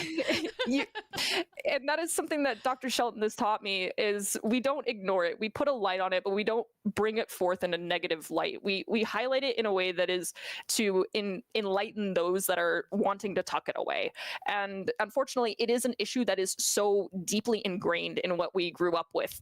And not everybody did. Obviously, I was lucky enough to have parents that were like, hey, you want Call of Duty? Here you go. They were fine with it. My mom did freak out when I was playing Dante's Inferno, and my dad was just like, eh. But my mom, I totally get it. Mom, I also know you're listening. Thank you for letting me play Dante's Inferno. Yeah, she's down here. Yeah. Hey. So like I was lucky enough to not have parents that pushed like those ideals onto me when I was growing up, but I did go into a society that still did. And even in college, it was echoing that like my friends that I thought I was really good friends with, because I played video games with their boyfriend, started having issues with me. They thought I was using it as a device to garner a romantic relationship when I was just like, ew, no, that's gross. I don't want, no. Yeah. Like, I just see them as the character that they're playing, right? Like they're Reinhardt to me and that's it. I don't see, like. And it's going to take time to change this cultural norm that's been in place for so long, to having everyone across the board just understand that it's a hobby. We play video games. We like to hang out and do that. And we have to bring forth and enrich the lives of these people that have been having to struggle with it, that are trying to break those barriers. And yes, there's always going to be the negative side effect of, well, we're further making a divide by highlighting those who are in the marginalized space versus those that are in their traditional space. And to that, I will always say, well, unfortunately, while we want to be on equal footing, until we hit the point where you finally realize that we all can be, we're going to have to give these opportunities for these women, for these non-binary presenting individuals to compete and play and be in a safe space, because so much of it stems from just feeling uncomfortable to speak. The fear of, when I would talk, I would be called a squeaker in Call of Duty, carried over into Overwatch very heavily. And then eventually I just started ignoring it because I knew what I was doing. I knew my stuff. I could make ult tracking callouts like no tomorrow. That was the thing that I did well, and I was proud of it. So I was going to let my voice be heard. Exactly. But I had to be brave enough to do that, and you should never tell someone to break out of their comfort zone to put themselves in a place where they feel unsafe. And so instead we have to give them the space to do that. And that is what places like the Gamehers, Calling All Heroes, the Aurora series, Game Changers, that is what they present and bring forth for these people in these marginalized spaces, is a platform to talk and feel safe about doing so, because of the echoes that took place 20 years ago. Finally getting loud enough for people to recognize how they impact our space, and that how we need to change that space in order to allow this entire ecosystem to be a healthy and safe and ungender biased organization as a whole. Like, there was a day at practice where my teammates were using a word that was in reference to the female genitalia that I was like, hey, can you not say that? But they didn't recognize the connotation that came with it, because obviously they all are cis males. And I had to like give these eyes to my director of, please help me. And he hops in and he hears the word, and then he immediately like snaps and goes, y'all don't know what the heck you're saying. You don't know the connotation with it, and it needs to end now. I hear about this again. All of your machines are getting unplugged. And it stopped there. That's amazing. And then they apologized. They didn't realize what it was doing. And then ironically enough, one of the girls that got brought onto our team we found out we're actually related. So she's like my cousin twice removed or something. We have a family tree, and I'm in that family tree. But she came to me the one time, like during the fall, and said, hey, so this was talked about, and it made me feel really uncomfortable. I don't feel comfortable talking to Doc about this. Would you be willing to be my liaison? And I heard her out. I heard the whole situation. And before I went to Doc, because of course I was close with all the Overwatch players, I popped in and I was like, hey, you dinguses. What the heck did you just say? And they're like, what? And I'm like, do you realize what you just spoke about? And they're like, oh, yeah, that's how it could be uncomfortable. I was like, yeah. So can we avoid this way of talking about this topic and realize that the idea you're talking about is not appropriate? And they're like, yeah. So I appreciate that she was willing to reach out to me, and that she knew I was a safe person to talk to about it. I didn't have to jump over and go straight to Doc, because I knew that I could talk to these my peers and just handle the situation internally, because now that they have a respect for me as, family, as a teammate, that I can just be honest with them, be like, yo, that's not kosher. Yeah. And they'll respect that. And it's just being honest with them again. But not everyone has the opportunity to do that. And I can't do that in every space I'm in. Right. I'm lucky that I can do it with those goofballs. But, we have potlucks. We come over, we play video games. That I have that relationship. But until in our interpersonal relationships, we're comfortable to have these conversations and handle it internally and fix it on the smaller level, will it start to fix itself on the bigger level? And we're lucky enough to have these spaces like this platform currently where we're able to talk about these issues, but we are still in an echo chamber to some extent. There needs to be that person on the edge of our innovation that is the bridge, that person that's working from the outside and coming in, that'll allow us to spread it further forward. And we are getting those people, but it's a process of change that takes a long time. And also, yes, I need to point out, my mother said it. Earlier I said Peyton Manning. Yes, it's Tom Brady. Thank you, Mom.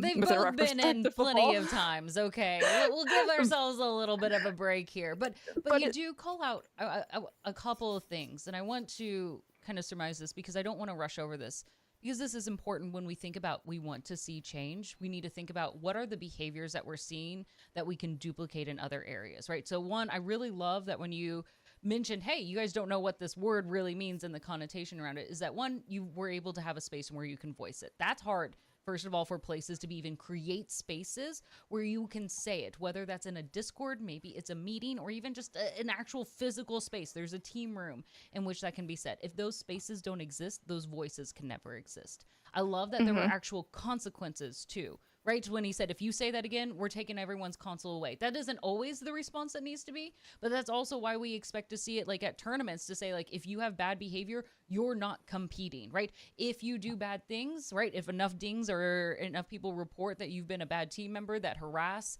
other players, you're not competing on our servers. That's part of the punishment that needs to come through it. And third is that we do have advocates that are helpful, but more importantly, that we are always willing to be open and to correct. I love that your teammates go, oh, and they apologize, where that for whatever reason, right, feels like a rarity, right? Because we see most people get defensive or then they double down. It's the don't attribute to malice that which is stupidity, and it was just a moment of them being dumb, and they admitted that it was a point of something they were speaking on, that they didn't fully recognize everything that was involved with it. And when I approached them in a trustful way of like, hey, do you recognize what you're saying, and give them the rest of the perspective that I'm able to provide without being like, you did bad, no, and just expecting them to abide by it is different. It is not applying the label of being a bad person because you did one or said one thing bad. It is willing to educate, leading with that trust of they probably just didn't know, and explaining to them why it's bad. That really helps with creating the dialogue and the space for people to feel as though they're welcomed in this zone, and wanting to have people from the outside come into the space is not just screaming at them that they're stupid, that they're wrong, but being the voice of, yes, this is what I'm advocating for, and if you're willing to talk to me about it, let me tell you. If you have questions, let's talk about it, instead of being really negative. And when there's a player who plays in Calling All Heroes, her name's Bun. She's a very gifted first-person shooter player. I cry every time I play against her in Overwatch because it does happen.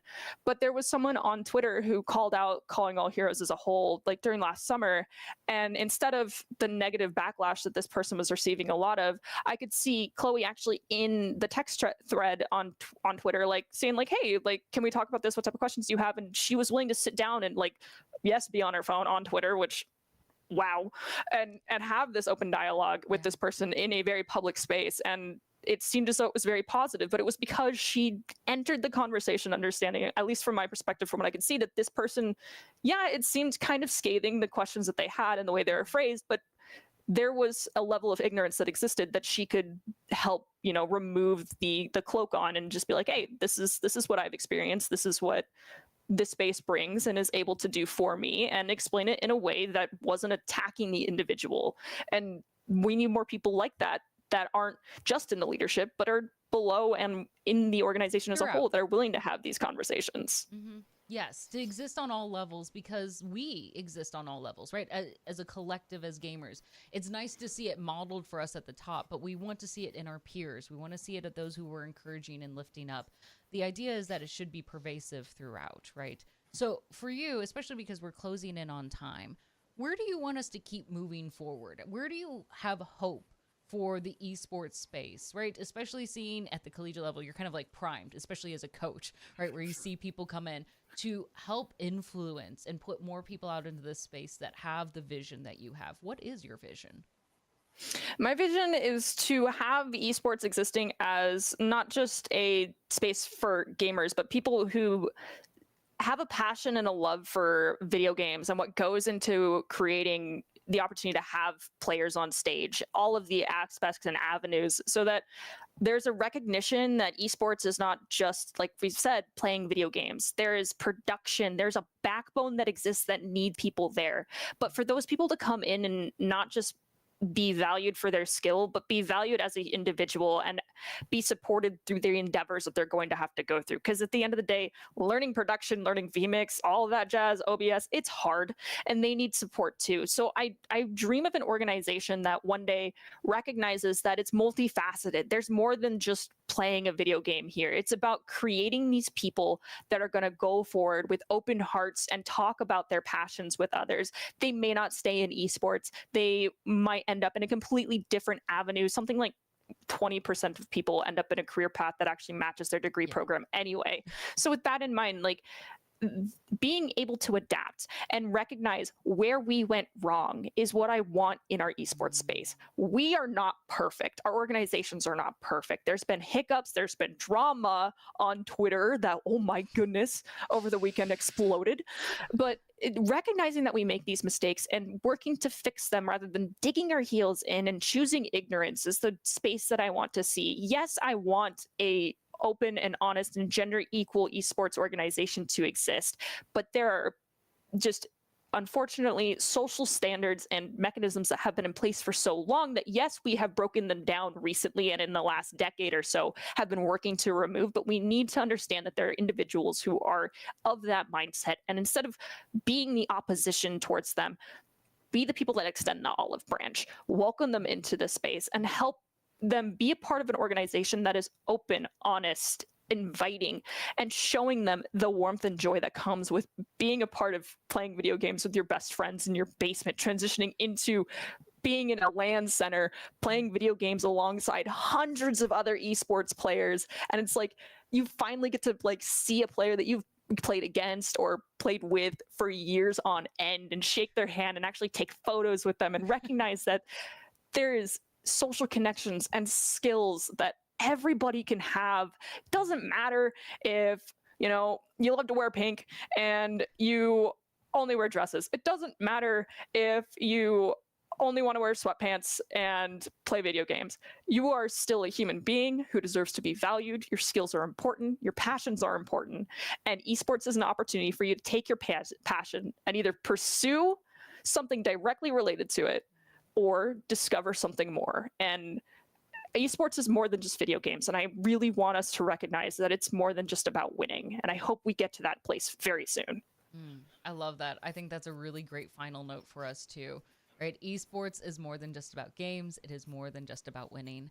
As we wrap up, where can people find you, right? You've dropped so much wonderful information. You're just carving your space out here in the esports world. Where can we stay attuned of what you're doing, where you're at, what's going on? Of course, we know you're coaching, but where can we follow you? You can follow me on Twitter. My Twitter handle is @thenerdybird. Make sure that the E is a 3 in nerdy. I apologize in advance for the amount of K-pop posts you might see because I adore Stray Kids. But don't other apologize. than that, there's don't you dare apologize for what you love. There will be a lot of. I tend to give my opinions regarding things without directly attacking individuals, and if it does occur, I do tend to apologize as well. I never intend to hurt anybody. I'm always open for dialogue, and if you ever need to pick me up, odds are you'll find a lot of cat or dog memes on my page because I like to be a space where if someone hops on social media and they go directly to my page, they're not going to see negativity. It'll give you a reason to just laugh and hopefully brighten your day a little bit. I love it. I love it. So good friends, if you aren't already, hop on over to X/Twitter or whatever you want to call it, depending on your stance on accepting the new changes of the app. And make sure that you follow the Nerdy Bird over there. Remember, the E is a 3 in this case. Be cool, be techie. You can remember this, you know this. And make sure that you're staying attuned. Remember, this is one of the amazing ways and easy ways that we can encourage to support one another, stay attuned of what's going on, and of course, enrich, right? You were so insightful today. I love the conversations that we have, and it's so important that we continue to think about wherever we are, whether it's here on Twitch, whether it's on Instagram, Facebook, right? For those of us who occasionally hop over there, or Twitter, or wherever you happen to be, that we make sure that we're thoughtful of the voices and the ideas that we're putting into our mind, because that's what comes out. That's what influences the ideas, the perceptions, the relationships that we build. So I'm so grateful for you amazing individual, Artie Nerdy Bird, coming in and joining us. This was a fantastic conversation. I'm so thankful to our wonderful chatters here, engaging in us, having these good conversations, because that's what this space is about. It's about making sure that we build connections, that we create understanding, right? As we know, games here, it's more than just winning. It's more than just doing 100% completion. It's more than just getting that championship title. It is a launching point that connects and amplifies so many other aspects of our lives, but it shouldn't diminish those aspects. So I love this. This has been a great inspiration point. Nerdy Bird, any final goodbyes for our great audience before we close out for today? I'm gonna, of course, say what I always say when I sign off of a broadcast, and that is stay happy, stay healthy, and I hope all of you have a wonderful rest of your day. I couldn't have said it better. Those are our final words, friends. We'll see you all next week for another episode of Pink Pixels. Bye, everyone.